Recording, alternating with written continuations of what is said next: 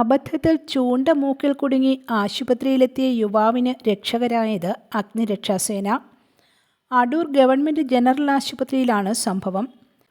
ഏഴംകുളം പനവിളയിൽ ഷിഫാസിനെയാണ് അടൂർ അഗ്നിരക്ഷാസേന രക്ഷിച്ചത്.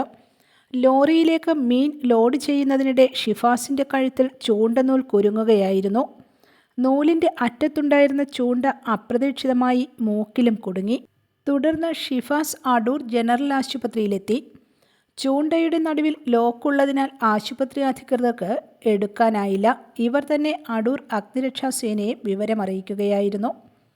ആശുപത്രിയിലെത്തിയ സേനാംഗങ്ങൾ ഷിഫാസിൻ്റെ മൂക്കിൽ കുടുങ്ങിയ ചൂണ്ടയുടെ ലോക്ക് കട്ടർ ഉപയോഗിച്ച് നീക്കം ചെയ്ത ശേഷം മൂക്കിൽ നിന്ന് ചൂണ്ട ഊരിയെടുത്തു. ഞായറാഴ്ച ഉച്ചയ്ക്കായിരുന്നു സംഭവം. SDO KC രജികുമാറിൻ്റെ നേതൃത്വത്തിൽ SFRO അജീഷ് കുമാർ, FROമാരായ അരുൺജിത്ത്, സന്തോഷ് ജോർജ് എന്നിവരാണ് രക്ഷാപ്രവർത്തനം നടത്തിയത്. News desk axis news.